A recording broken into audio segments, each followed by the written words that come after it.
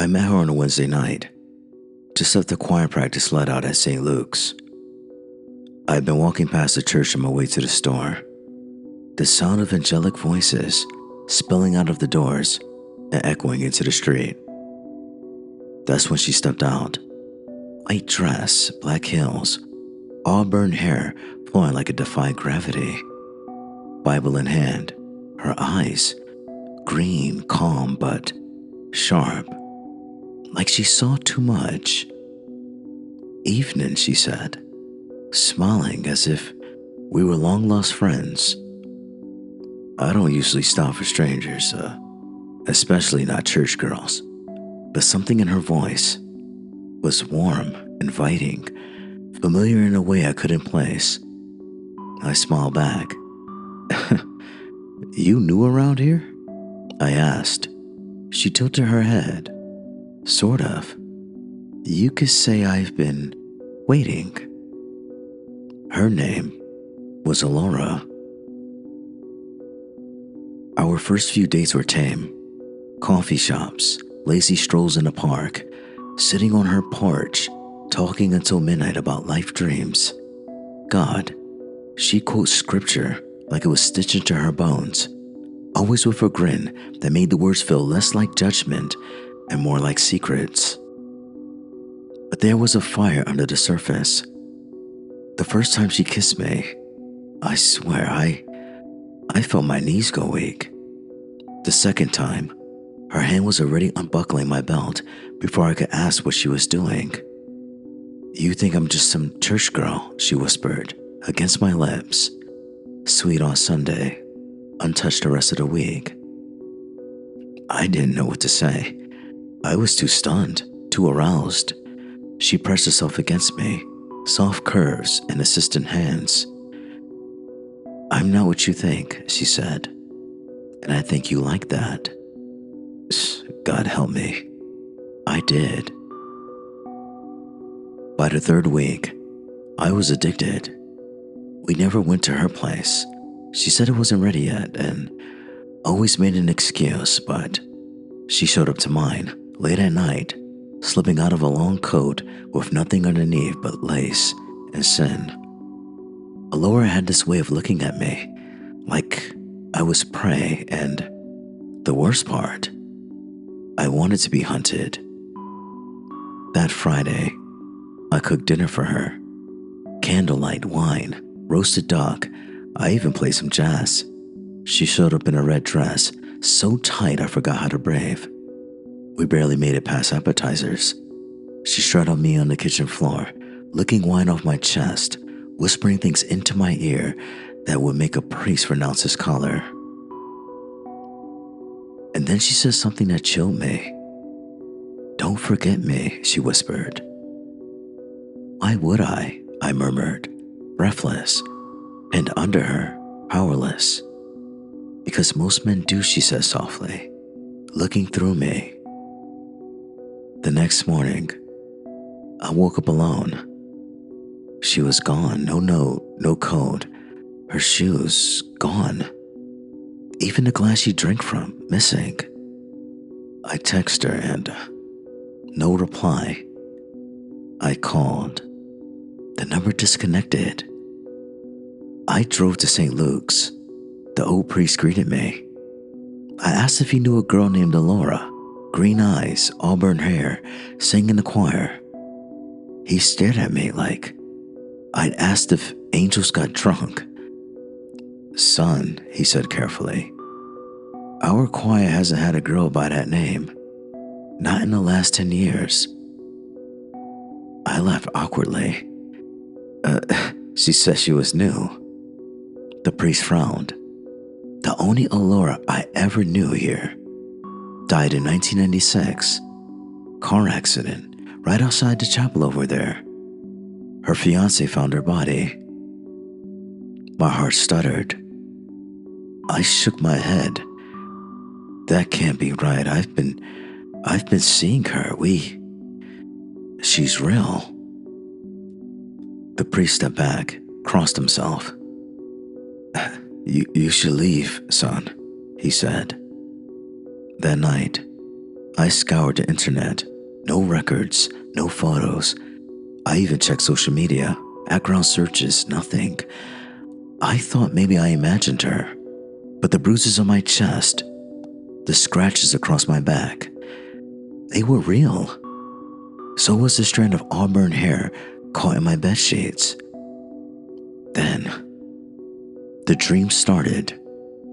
Every night she came to me, standing at the foot of my bed, naked, glistening, her body not quite human in the shadows, her mouth too wide, her eyes black as oil.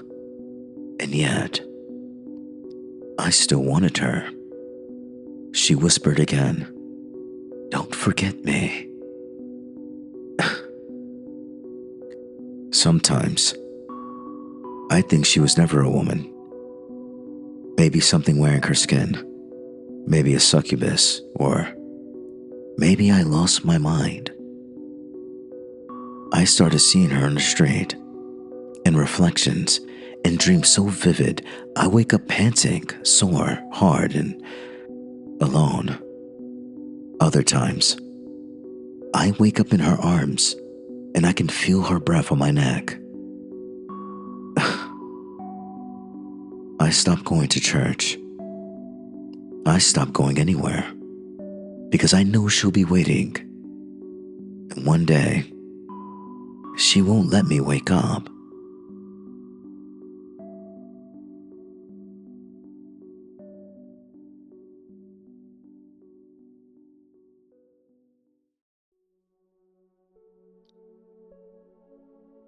It's been 6 nights since I lost her. 6 nights since I opened my eyes to a dream where she straddled me. Her skin pale and cold, her eyes pitch black, and her voice like a hymn sung backward. But tonight, the silence broke. She came back, not in a dream, in my room, flesh and breath, or something wearing the illusion of both. I was lying in my bed, half asleep, still haunted by the absence of her scent, rosemary and sweat, lilies and smoke. The house creaked like it always does, but this time, I heard it. The front door unlatching itself. No footsteps, just a low hum of something moving that didn't obey gravity or floors. And then she was there. Naked, no red dress, no coat, no lace, just pale skin like porcelain dipped in moonlight. Her nipples stiff in the cold air, her hair hanging wet over her shoulders. But her smile, that wasn't human. Too wide, too perfect. "Laura?" I croaked. Her voice slipped through the dark, soft and layered, like many women speaking at once. "You miss me." She didn't wait. She climbed into my bed and pulled the sheets off my body. I tried to speak, but my tongue went heavy, slow, like I was paralyzed in a dream. She kissed my chest, dragging her nails down my thighs, and whispered scripture while grinding against me. "Thou shalt not covet, unless I say so. He who drinks from my cup shall never thirst. The body is a temple. Let me worship." I should have screamed. I should have pushed her off me, but I didn't. I wanted it. God help me, I craved it. She took me with brutal passion, pinning me, riding me, groaning like something ancient, remembering how to sin again. Her body changed in flashes, once smooth, now pulsing, her skin rippling like water touched by wind, her eyes rolled back, her mouth unhinged. But I didn't care. I came like I was confessing my soul, and she laughed. Not a human laugh, not a woman's, something else. I woke up cold, alone again, but this time there was blood. A perfect crimson cross drawn on my chest, still warm, no wound underneath, just just a mark. I thought it was over, but it was only the beginning. Now she visits every night, and I don't sleep so much as surrender. Each time she gets bolder, she speaks in languages I don't understand, tongues that twist inside my skull like worms, and the sensations, God, my flesh burns for her. My soul aches. She's changing me, and I can't eat food anymore. It tastes like ash. I don't get tired unless I deny her, and mirrors? I haven't cast a reflection in days. Last night she told me, "You're not Caleb anymore. You're mine. You're the altar, and I am your God." Today I checked the church again. St. Luke's is gone. Not closed, not boarded up. Gone. Like the block it was on never existed. I drove in circles for hours where there should have been a chapel. There's just a dead lot with blackened grass and a single wooden sign rotting in the dirt. The sign reads, "She who sings beneath the altar shall rise again." I don't know what she is. An incubus in reverse. A ghost of lust given form. A fallen saint. Maybe just madness, but one thing I know. She's in my blood now. I feel her watching even in the daylight. I hear hymns when I shower, smell her skin in the walls, and sometimes I think I'm dreaming while I'm awake, and awake while I'm inside her. So tonight, I stop fighting. I set candles around my bed. I lay there, bare, offering myself like a lamb to the slaughter, because I know she'll come, and maybe this time, she won't leave. Maybe this time, she'll take all of me, and I won't have to remember who I used to be. Because the truth is, I don't want salvation anymore. I want her.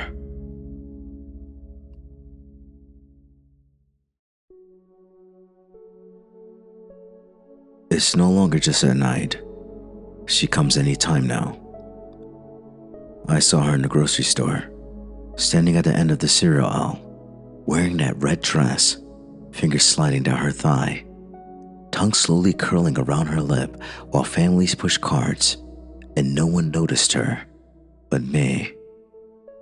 I blinked and she was gone. My chest burned. The cross she etched into me. It glows now when she's near. Sometimes it bleeds. I don't know how long I've been like this. Days blur, clocks stall. My phone doesn't work anymore, but, well, it never did, not really. Every photo I take becomes her face. Every ringtone, her moaning. I try sleeping somewhere else. Motels, cars, even on a church pew once, but she found me. She always finds me. And now, she's teaching me things. Rituals, prayers not meant for daylight. Last night, she made me kneel. We were in the kitchen, but it wasn't my kitchen. Everything had changed. Candles everywhere, meat hanging from the ceiling, chalk symbols drawn on tile in dark red. She came in, her body steaming, eyes wide, and full of holy madness. "Say it," she whispered, brushing my lips with her fingers. "Preach me." I don't remember the words. They poured out of me, low and primal, syllables that vibrated my bones. She moaned as I spoke, straddling my lap, gripping my hair, grinding on my thigh like she was blessing me with her heat. "You're becoming," she said, licking my neck. "Becoming what?" I managed. She smiled, a smile full of teeth, rows and rows of them, all white and glistening. My sermon, she said. I tried to resist once more. For real this time. I packed things, drove 3 hours north, holed up in a little cabin I found off a message board. No signal, no people, just woods and wind. I lasted for about 2 days. The third night, she appeared in fire. She rose from the flames like smoke-made flesh, her form half ash, half glowing muscle. Her breast charred black but firm, her thighs slick with oil and shadow. Her voice sounded like firewood cracking under pressure. You think I'm outside of you, she said. Then she walked forward, straight into me. I felt her enter through my mouth. She filled my lungs, my throat, my veins. I screamed, but it came out as a moan. I writhed on the floor, convulsing, and when I finally opened my eyes, I was staring at my reflection in the glass. Except, it wasn't just me. Behind my eyes, she stared back. Inside my chest, she purred. Now I know the truth. She isn't real. She never was. Not like a woman. Not like a ghost. She's a hunger, a sacred sin, a forgotten deity abandoned by time and buried beneath stained glass. And I'm her vessel, her preacher, and her lover. I'm writing this now because I don't think I'll be able to soon. My hands are changing. My bones feel soft, wet like clay being shaped. Last night I gave her my name. Tonight, she says she'll give me hers. And once I speak it aloud, I don't think there's any coming back. So if someone finds this, if you're reading this or listening to me, don't follow the scent of lilies. Don't answer when she knocks. Don't let her in. Because she doesn't just want your body. She wants your soul on its knees.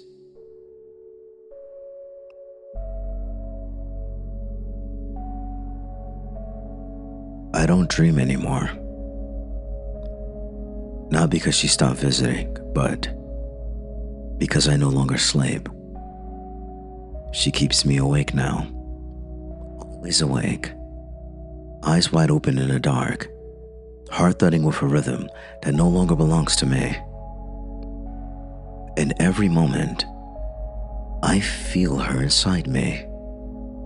Not just in my head, in my marrow, in my blood, in the spaces behind my thoughts.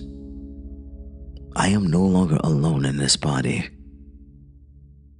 She gave me her name. She whispered it into my mouth as I came, violently shaking, kneeling in a circle of bones and salt, bound in rope I never remember tying. Her name was a sound, not a word. A tongue of flame, a vibration so deep it made my teeth ache and my eyes bleed. But I said it back, and when I did, the whole house sighed. The floorboards buckled. The lights turned red and never turned back. And the shadows, they started moving on their own. She stood before me, full and terrible. Her skin glowed like fresh candle wax. Her body was naked but crowned with thorns. Her eyes had no whites anymore, only black pits with swirling stars inside. You said it, she breathed. You're mine now, forever. Since then, others have come. Men, women, lost things. They knock on my door, dazed and wanting, drawn here like moths to a flame. She calls them her flock. Some kneel before me, some beg, some watch. She tells me what to do with them, what to give, what to take. We don't fuck like people anymore. We worship with teeth and nails and trembling skin, offering moans like prayers. And in the center of it all, she rides me like a throne, marking me, owning me, feeding through me. There's no time here now. No calendar, no sun. I don't know how long I've been preaching in her flesh. I don't even remember my voice. But the hymn still rises from my throat, wet and raw, echoing off the walls smeared with words I never learned to write. Verses carved in blood, poems of lust and decay. She tells me I'm her final saint, the last lover. And when my body finally breaks from carrying her gospel, she says she'll wear my skin like robes and walk again in a world of men. A church of one, she says. I'm writing this on the last scrap of paper I have. Not because I want to be saved, but because I want you to know the truth before you open your door to her. Because she's coming. She's always coming. She'll wear the face of someone you desire. She'll speak soft and sweet. She'll ask to be let in. And if you say yes, your life will become a hymn too.